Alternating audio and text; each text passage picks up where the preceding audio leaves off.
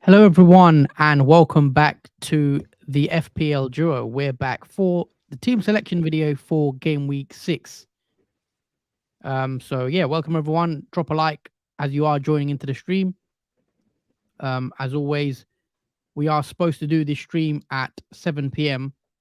However, we have decided to do the stream at 8 p.m. obviously due to the Europa League games. Just Jordan, quickly, the slides are not correct in the right order. If you could change them, slides. Oh yes, my apologies. That was my bad. Now in the right order. We're gonna get into the video, guys. So hit a like while you come into the stream. How you doing, Jordan? Anyway, you okay? Yeah, I'm very good, thanks. Hopefully you guys are enjoying the Champions League football that's been happening midweek, and hopefully you are feeling better, Huss. I know you're feeling a bit unwell this week. Yeah, I'm feeling a lot better. But yeah, we're going to get into the video and discuss game week 5 first. And then we'll move on to game week 6 and also our plans in terms of transfers. So kicking it off, we all know game week 5 was pretty bad for a lot of people, for a lot of managers, very low scoring week, especially for myself. So in goal, I had Turner, who only got the 2 points, I should say, after his game against who did it? It was Burnley, wasn't it? Yeah, they played Monday Burnley. night. Yeah, I think it was 1-1. 1-1 result. Yeah, 1-1 draw, and obviously Turner did concede. Pickford did as well on my bench, so it didn't really matter in the end. Moving along to the back 3, I had Gabriel in there who did get a clean sheet against Everton, so that was nice getting a clean sheet in that. And only one of the returners in my team, if you look at the overall team. But yeah, happy Arsenal kept the clean sheet, and I'm glad I played him in the end. Chilwell was benched and he came on for the last 10 minutes, got a yellow card, so that was a bit frustrating. Ruben Diaz doesn't keep a clean sheet yet again, another goal conceded. That's now 3 games in a row where Man City have conceded to Sheffield, Fulham and West Ham. Bit annoying, but hopefully that does change for Man City with Nottingham Forest up next. Yeah, I mean, with the fixtures, you would think you'd see at least 2 clean sheets out of those 3 for Man City. Yeah, for sure. And it's a bit frustrating that since I've bought Ruben Diaz in, he's not really kept any clean sheet for me so far. But I'm hoping for a change this week. Midfield 5, not really much to shout about here. Mbeumo blanks against Newcastle. Rashford blanks as well against Brighton in the 3-1 loss. Son blanks himself. It was my captain. Now, this could have been a massive disaster. You know, I captained Son. A lot of people went Haaland, and Haaland did score. However, if you watch that game, Haaland could have easily had a hat-trick in that game. He probably should have missed absolute sitters. And on another day, I could have been punished even more. But I captained Son. It didn't work out. Obviously, in that 2-1 win for the late win for Spurs, and that was a blank for Son as well. So yeah, not a great game week in that sense. But Saka did get a return for me. He did pick up an assist, I think, for the goal. Also got a clean sheet point, so that was nice. And Sterling 2-pointer after the 0-0 draw for Chelsea against Bournemouth, which was disappointing, I guess, for Chelsea. But yeah, we're gonna come on to the Chelsea guys in a sec. And up front, Jackson 1-pointer after the blank as well against Bournemouth. I picked up a yellow card, which I think is now 4 yellow cards for him already this season. Yeah. And in Haaland, obviously, we saw what he did. He missed a lot of chances against West Ham. However, he did pick up a goal in the end. And I didn't have him as captain, so it was a bit of an error in that sense. I probably won't be doing that again. Probably just captain Haaland throughout the whole season now. That was a question I was going to ask you, Cast. Has it put you off captaining another player now, especially when Son blanked in that game week and Haaland could have potentially had a hat-trick, obviously, in this game week? Does it sort of persuade you now to pretty much captain Haaland until the end of the season, unless obviously he gets injured? Yeah, it's very hard to go against Haaland now. I tried it, got slightly burnt. It could have been a lot worse, so I don't think I'll go against Haaland anytime soon. Even when he plays Arsenal in game week 8, I could still be tempted to go Haaland against Arsenal captain. So that's where I sat right now. I won't be backing against Haaland, I don't think, but yeah, we'll see. So yeah, on the bench, Pickford, Estupinian didn't play, Archer, Kabore, not really much to say. They all blanked, but all in all, that was 32 points for me. Pretty big red arrow, to be honest, down to 2.7 million. It's not a great start for me, and I am hoping that game week 6 brings me a green arrow and higher points. But yeah, game week to forget, to say the least. Let's move along to your team, Jordan. Talk us through how you done on game week 5, and yeah, just run us through your points. Yeah, absolutely. It is the game week we wish to forget. But without further ado, yeah, this is how my game week 5 unfolded. So we got Edison in goal. Obviously, Man City didn't keep a clean sheet against West Ham in that 3-1 win. So another clean sheet not wiped for Edison in goal. Hopefully, against Nottingham Forest at home, he can bear a clean sheet because it's now 3 games without a clean sheet now for Man City. Moving on to the back 3, it's a bit of fortune. Obviously, we've got Botman, who comes on to my team from the bench because obviously Estupinian didn't play in game week 5, so that automatically subs in Botman, who got a 9-pointer. He got a bonus 3, a clean sheet in that 1-0 win over Brentford. So it was a very fortunate and lucky, I think, bench swap on that behalf. Moving on to the next player, that is Saliba, who gets his clean sheet and was my transfer in for game week 5, which again paid off. He got a clean sheet in that 1-0 win over Everton. And finally, we got Udogi, who didn't manage to keep a clean sheet in that 2-1 win over Sheffield United. So I did a 2 points from Udogi, who does have Arsenal next. Moving on to the midfield. So we've got Maddison, who comes off with 1 point, only getting a yellow card in that game. So yeah, a blank from Maddison there, and just a 1 point from him. In Buemo, pretty much the same thing. Another blank, a blank from Buemo against Newcastle. It was going to be a tough fixture for obviously Brentford to win or get something from that game. Sterling, again, another blank in that draw against Bournemouth. Very disappointing. Getting a yellow card. He did get a clean sheet point. If that matters much, but yeah, totally expected more from obviously the Chelsea players. Moving on to Saka, a bit more fortune in the midfield. He did get an assist and a clean sheet point in that Everton game, so a bit more fortune. That is only my return in terms of the midfield was from Saka, so that just shows how disastrous game week 5 was. And then obviously finally we have Foden, who only played about, I think, 65 minutes in that 3-1 win over West Ham. So yeah, another blank from Foden, and yeah, not much to say about that. So yeah, that's pretty much the midfield spoken about. Up front, obviously we got Nicholas Jackson, who obviously got a yellow card for dissent. Yeah, again, that's twice now. And I think Jackson's getting as frustrated as we are, owners of him as well. So another blank for him. And yeah, just a 1 point return. And finally, we've got Haaland, who could have had a hat-trick in that 3-1 win over West Ham, but only scores the 1 goal. And because I captained him, he did get me 12 points and was my highest scoring player out of the starting 11 by miles.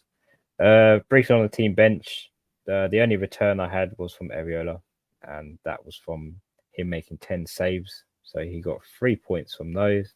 He did get a point taken off for goals conceded, and obviously the 2 points for minutes played. So he did outscore Edison, surprisingly, considering they played each other. But yeah, in terms of the rest of the bench, it's 0 from Estupinian, Hill, and Obama. So not much to say about that. But yeah, it is a game week that we all want to forget. I think it's my first red arrow. I was on a streak until game week 5, but it wasn't as bad as a red arrow, as it only took me down to obviously 16k. I was originally on 8k, so yeah, not so bad in terms of a red arrow, and obviously 45 points, very low scoring game week. But obviously we now move on. Yeah, we move on to game week 6, and yeah, time to discuss what the plans are for game week 6. Do we wild card? Do we what transfers are we making? Who's a captain, etc. So yeah, let's pull up what our teams currently look like. And this is my team on the screen, what it looks like as of now. So in goal, I've got Pickford. I am going to play Pickford ahead of Turner this time because Pickford has Brentford, whereas Turner has Man City away. Do I see a clean sheet for Pickford? No, I don't. I think Brentford will score, so I'm playing Pickford anyway, and I'm hoping in the chance that he can get something, maybe some save points. Looking at the back three, I've got Estupinian against Bournemouth at home. I think that's a perfectly fine fixture to play him. I know Estupinian didn't play against Man United. I don't think he was injured. I think he was actually left out, I believe. So he should be fine to play against Bournemouth at home. Nice fixture. Chilwell has Aston Villa at home, which again, I think is a good fixture potentially. Maybe take that back. Maybe not for a clean sheet. He is Chelsea. He's not playing great. But I'm hoping that Pochettino actually starts Chilwell this game because he didn't start the previous one. And if Chilwell does start, I'm just happy to play him for one more week, I think, for now. Ideally, I would like a Newcastle defender in there. However, I can't do it unless I take a hit. I've also got Ruben Diaz in there. And since I've brought him in, as I've mentioned, 3 game weeks in a row, he's not kept a clean sheet, which is very frustrating. However, I believe this is the game week where I'll finally get a clean sheet from Man City against Forest. And yeah, I'm happy to actually own Ruben Diaz for this game week. And I'm hoping that he can reward me with the clean sheet points this game week. Moving along to midfield 5, I've got Mbeumo, who's got Everton at home. Again, great fixture. Everton haven't been playing well at all. Mbeumo, we know, didn't score last week in that loss to Newcastle. However, it's an easier fixture, and the way Mbeumo has been playing, I think is an easy hold, and then I'm happy to own him. Rashford against Burnley away. Obviously, there's a lot of chatter surrounding Man United and their assets. However, I am actually going to hold Rashford. I'm going to give him another chance. Burnley away is a nicer fixture. Burnley have been struggling so far since they've been promoted to the Premier League, and we've seen Man United. Yes, they've struggled themselves. However, I think Man United should bounce back to winning ways. I think that's now 3 losses in a row in all comps. So Man United themselves need to show an improvement, and Burnley away, I think, is a decent fixture for them to kickstart their season again. So I'm going to actually hold Rashford and give him that another game before I look to sell. Do you think that's their redemption fixture, this Burnley game for Man United? So if they don't perform in this fixture, is it potentially no Man United next game week? Oh, yeah. I think this could be last chance saloon for Man United assets, possibly. I think if you've got double Man United assets, I'd probably already get rid. As I said in the transfer tips video, I don't think having Rashford and Bruno is worth it currently in this. But for now, because I've got other fires to put out, I'm happy to play Rashford against Burnley. And we've seen Rashford this season. He's getting chances. He could have scored against Brighton. I know he had a couple of decent opportunities, but yeah, let's see how he does against Burnley. But yeah, if he blanks again against Burnley, it will be tough to keep him, I think, moving forward. But for now, I think he stays. Son, again, I can't take Son out. I just bought him in. So Arsenal away is a tough game for him. Ideally, I wouldn't want him for this fixture. However, I've bought him in now. I'm just going to play him and see what he does. Same with Saka. Obviously, Tottenham at home, a better fixture for him because it is a home fixture. And Arsenal do actually have a good record at home against Tottenham. So, yeah, Saka's in the team and hopefully he can get me something. And then Sterling to complete it against Villa at home. Again, Sterling's not someone that I'd want in my team. Personally, I would like to get rid. Again, I don't think it's worth taking a hit to remove players like Sterling. So, Aston Villa at home, I'm hoping Sterling can show some form in this one and get me maybe an attack in return. We'll see. But again, I'm not so confident in Chelsea's chances against Aston Villa. I have a feeling Aston Villa could actually have a decent game and maybe get a win. I wouldn't be surprised if Chelsea lose that one. Absolutely. I mean, Watkins could possibly find his first goal against Chelsea, I think, in this game. It's a high possibility, the way Chelsea are playing that. Watkins to get on that score sheet finally for those who have still kept faith in him. Yeah, I wouldn't rule it out, definitely. I think I am worried if Sterling, whether he can get me a return. And look, we'll see, because I think Game Week 9 fixtures, Game Week 7, 8 as well is pretty decent. And in Game Week 9, you probably want to get rid of your Chelsea boys by then. And moving up top, Jackson, who's got Aston Villa at home. And I am going to be taking Jackson out, I think. We'll come on to who I'll be taking Jackson out for. But Jackson has been frustrating to own. I think in the last couple of game weeks, he should have probably scored a few more. And there's another striker that I think is probably, I mean, not probably, he is definitely doing better than Jackson. So yeah, Jackson's going to be coming out my team, and you just have to wait and see who I bring in. Haaland to complete the up front, obviously, and he's captain this week. I'm not taking no risks with any other player. Haaland, Forest at home. For me, it's a no-brainer this week. You got to captain Haaland, surely. And that completes the team. On the bench, Turner, Archer, Gabriel, and Kabore. I have 0.6 million in the bank as well. And I have 1 free transfer. Now, so what I'm thinking of doing in terms of moves, in terms of transfers this week, is to actually remove Jackson, who has been a frustrating figure for me. And getting rid of Jackson to bring in Julian Alvarez. Now, Julian Alvarez has Forest at home. And again, I think that's a great fixture again for Alvarez. And I've liked what I've seen so far this season. He's playing a lot more minutes that I didn't really expect him to play. I know De Bruyne has been injured, and that's helped Alvarez cement a starting position. So yeah, look, I think Jackson to Alvarez is going to be a popular move, and I'm going to do it. I think going double Man City attack makes sense. They are the best team in the league. They're putting up good XG per game. They are getting a lot of chances. Alvarez is playing really well. He's on corners. I've seen him taking free kicks. I'm liking the look of how he's playing in that deeper role just behind Haaland. And against Nottingham Forest, that you could get a haul. So I'm liking that move. I think it's for my team, the way it's set up, it's a bit of a no-brainer. And Alvarez, I think 100%, pretty sure I could even do it this tonight. I mean, I know annoyingly I missed a price rise yesterday. He went up to 6.8, I think now. So I wish I did it a bit earlier.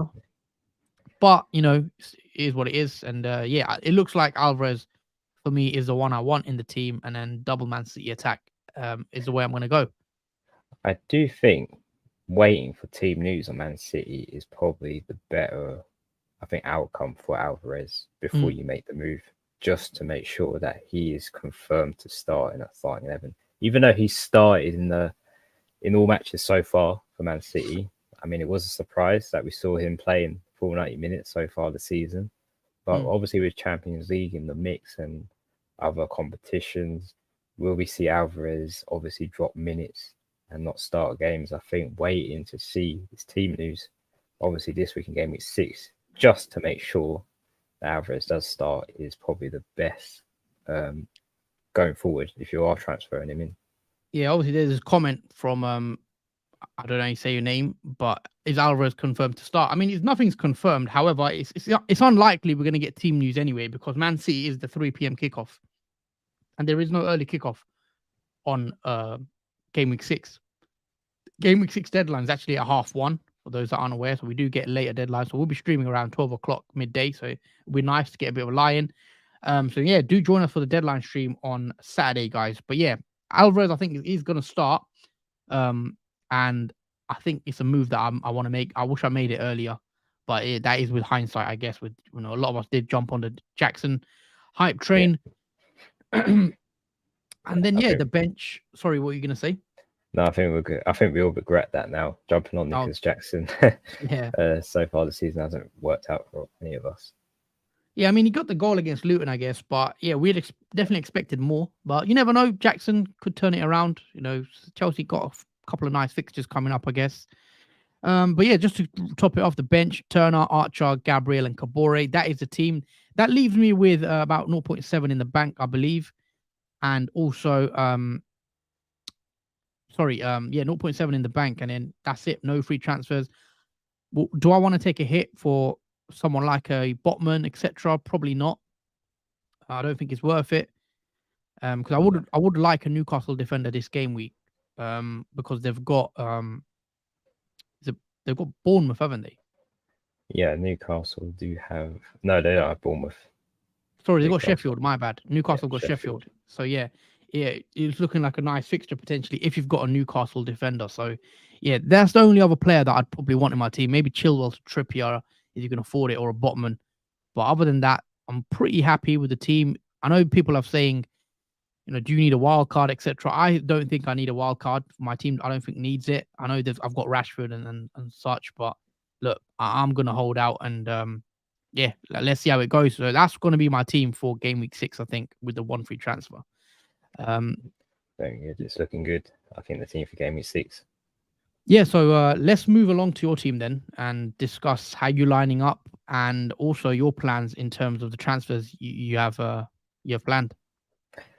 Okay, guys. So yeah, this is my team selection for game week 6. So we've got Ederson in goal, who's got Nottingham Forest at home. As we've spoken about with terms of defenders and goalkeepers for Man City, we hope for a clean sheet. Has now been 3 games without one for Man City, and hopefully they can eventually get one without having to make a mistake in the back end defence where goals have been conceded. And hopefully Ederson can actually save a goal, because he is lacking at the moment in terms of saving shots. Moving on to defence. So as we did speak about Newcastle defenders, I do have Botman, who has Sheffield United away. So it's a nice fixture for Newcastle, especially after their win against Brentford at home. So yeah, nice newly promoted team to face. Newcastle, I think, is pretty good, and especially for Botman, who seems to be on the bonus point trail at the moment. So if he can get a clean sheet, we might see some bonus points coming from him as well. Moving on to Estepinian, who's got Bournemouth at home. So yeah, a nice rest that Estepinian did have last game week, where he didn't play any minutes whatsoever. So I think he's nice and ready to go for this Bournemouth at home fixture. And yeah, it's another great fixture for Brighton, who are playing really well this season. And I expect a lot from Estepinian, not just a clean sheet. We all know he can be a very attacking threat as well. And finally, we've got Saliba, who is my 3rd defender, who I did transfer in the game week 5. He's got Tottenham at home. Now, I did switch out, obviously, Doggy, who is playing against Saliba. I just think with Arsenal at home against Tottenham, I think it's a bit more in favour of a clean sheet there, because I know Spurs at the back are a bit leggy and do let in some goals. So I think I have more faith in obviously Arsenal in keeping a clean sheet. Most likely not, because it is a London derby and it's usually packed with goals, but I'll play Saliba nonetheless. Moving on to the midfield. So we've got Maddison, obviously clashes with Saliba, who's got Arsenal away. This is a bit unavoidable, because I obviously want to play the attacking player, and that's obviously Maddison, who's got Arsenal. So regardless of whichever way it goes, I'm hoping for either a clean sheet from Arsenal or an attacking return from Maddison. Either one would be nice for that game. Moving on to Sterling, who's got Aston Villa at home. I'm not very confident as we are about Chelsea assets at the moment. So I don't know what to expect from this fixture, even though it's a home one for Chelsea. I mean, they struggled at home when they played Nottingham Forest. So yeah, I don't know what to see for this game. Moving on to Saka, who's got Tottenham at home. Yeah, again, it's another player that clashes, obviously, with Spurs, but again, Saka has been a great pick so far, and he's highly owned, and we're all going to really pretty much play him regardless, obviously, with Spurs players in the mix. Next, we've got Foden, who's got Nottingham Forest at home. It's one of those iffy fixtures. You don't know what to expect from Nottingham Forest, but I do expect Man City to win that game, and hopefully Foden could be a part of that. Obviously, that win, as he did blank last, obviously game week against West Ham. So hopefully he can get back on the return trail and get something out of that game. Next, we've got Mbeumo, who has Everton at home. So a much easier fixture compared to Newcastle that he had in game week 5. So yeah, I think Mbeumo could have a pretty good game against Everton at home. I mean, Everton haven't won a game so far this season, only drawing out of all their games, and they have conceded quite a fair amount of goals. And I do expect Mbeumo to actually score and maybe get a double haul against Everton at home. A very strong fixture for Brentford, who obviously want to bounce back after that defeat against Newcastle. And moving up front, the front 2 forwards. So we've got Nicholas Jackson, he's got Aston Villa at home. Yeah, a frustrating player. I think you all know what my transfer is going to be. Obviously, that is going to be on Nicholas Jackson, because I have lost faith, obviously, in his form and the way Chelsea are playing as a unit. And yeah, I think it's time up for Jackson, I think, for my team, despite me giving him maybe another chance, but I think that chance is now gone after seeing what he did, obviously, in the previous match. And finally, we got Haaland, who's got Nottingham Forest at home, and he's obviously my captain pick this week again. Yeah, there's not much to say about Haaland. We're probably all going to captain him, and yeah, we just have to wait and see what he can do, obviously, against Nottingham Forest at home, and see how much damage he can make out of the amount of touches he gets, obviously, in each game. And on the bench, quickly, we've got Areola, who's got Liverpool away. Udogi, who I've decided to bench. He's got Arsenal away. Hill, obviously, is on loan to Blackburn. And Mubama, who's got Liverpool away. I do have one free transfer and 4.5 million in the bank. So I'm quite wealthy at the moment in the bank to be able to upgrade any player I want, pretty much. And without further ado, I will show you what my transfer is. It's pretty obvious. It is going to be Nicholas Jackson out of my team. And this is going to surprise you, Huss, and a lot of you guys watching this, because I actually have changed the player I originally said I was going to bring in to this position. And the player I'm going to bring in for Nicholas Jackson is Morris. Oh, okay, yeah. Obviously, Morris, who has Wolves at home. Now, there is two explanations to why I've decided to bring Morris in. The first one is, which is not really the most important one, but after game weeks, obviously after game week 6, Luton have a double game week against, I believe, Everton and Burnley, which you would think for that double, it's capable that Morris could potentially score in one or the other, or maybe both. Even though Luton haven't really got started in the season, they're pretty much struggling. But it is a punt I'm willing to take a risk on to go in terms of a forward, just because that double game week and the benefit of Carlton Morris, who is really cheap as a forward pick as well. Literally, he's only 5.5 million, which again saves me a lot of money. And that basically comes into my second explanation as to why I've decided to bring Morris in. And this is more for the important one, because the following week, I am planning to bring in Salah in place for Sterling. So this is a future transfer, literally further down the line.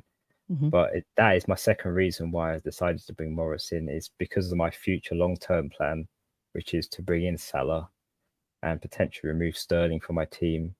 And then, yeah, that's as far as I got, obviously, with my transfer plans. But in terms of this game week, it is Nicholas Jackson out and Carlton Morris in for me for one free transfer. Okay, interesting. Obviously, Morris is an interesting shout, because I didn't expect you to maybe bring Morris in. But yeah, let us know what you guys think about the Morris move that Jordan's got planned. Obviously, he does have a double game week in game week 7. But yeah, interesting move for sure. And that obviously leaves you a bit of money in the bank as well. Yeah, 6 million in the bank, which is enough to bring in obviously Salah in replace for Sterling as well. So I'm quite chuffed with that. I couldn't really find. Sorry, I was going to say, can you bring Salah in this week anyhow? Can you go straight to Salah instead of leaving Jackson in the team? Can you get to Salah by selling one of your midfielders? I could only sell him for Saka, midfielder. I can't resell him for any other midfielder there, because I don't have enough money to bring Salah in for, and I don't really want to get rid of Saka, who's very highly owned as well. And yeah, it has been a difficult choice. I think Morris is the best pick I can go for. There was Wissa that I could actually opt to go for, but I would have money. I would have 0.0 million. I would literally have no money in the bank, and if there's any price rises or price drops, that could ruin my long-term plans when it comes to that moment where I decide to bring Salah in. So I'm going safe with Morris, who's cheap and affordable, and I have enough money left over. Okay, interesting. But yeah, guys, we're going to read a few of your comments out that we've missed. But if you are enjoying the content, as always, hit that like button. And also, please do subscribe. I think we're 1 subscriber away from hitting the 900 subscriber mark. So share the video if you can. Get us to 900 subscribers, and that would be appreciated from you guys. Nintendo with a comment. Sterling, Maddison, or Foden out for Neto. I really need this differential. I mean, you own all three, Jordan. Who would you remove first? I think easily Sterling, because we've mentioned a lot of times Chelsea assets are a priority. If you haven't got any other fires to put out in your team, then the next priority I think is Chelsea players to get rid of. If you've already got rid of Jackson already, then yeah, Sterling would be my next player to get rid of. I wouldn't get rid of Maddison or Foden. Okay, fair enough. I mean, I would probably agree. I think Madison's fixtures are pretty good longer term, and Foden has Nottingham Forest, so you don't want to take Foden out this week. And yeah, probably will be Sterling.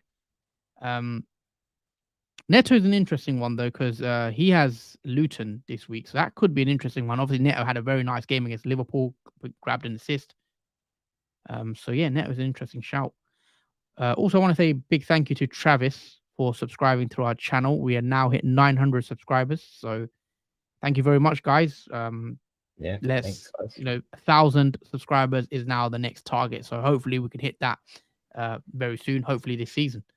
But yeah, we've got a comment here as well from Harry Doherty. Thank you for the comment. I've taken Son out and bought Jensen back. Szoboszlai captain again against West Ham. So yeah, Son out is interesting because I wouldn't want to take Son out when he's got Luton in game week 8, I think.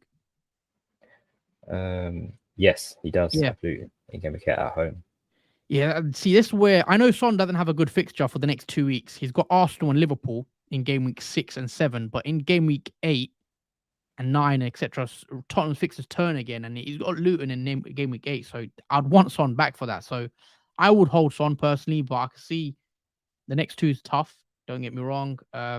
Szoboszlai captain is interesting because Szoboszlai, obviously, he's had a great start to his Liverpool career so far. I've been watching him closely. I've been very, very impressed with Szoboszlai, actually. He scored that 1 goal already so far against Villa. And he played again tonight, actually. He came on in the Europa League the last 20 minutes. I think he played. He looked great again.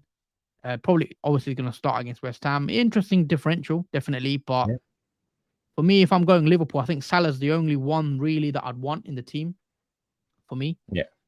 But it's the one player you expect returns from in terms of Liverpool. Yeah, and obviously Salah came on again tonight and he was sharp and he scored a very nice goal as well, Salah. So yeah, Salah comes on, scores. So yeah, I think Salah's the one. I think if I'm going for Liverpool, I'd want in the team. And then coming on to that comment, obviously Dan's saying going for Alvarez as well. Obviously, which is what I'm doing. Comment here from Kwanda, which I want to talk about as well quickly. Good evening, lads. What to do with Diaz? Do I give him one more week? No Salah in my team as I have Son and Maddison, Haaland, and now Alvarez. So, for those that didn't watch Liverpool, they just played in the Europa League. They did win 3-1 against Lask, and Luis Diaz played 90 minutes.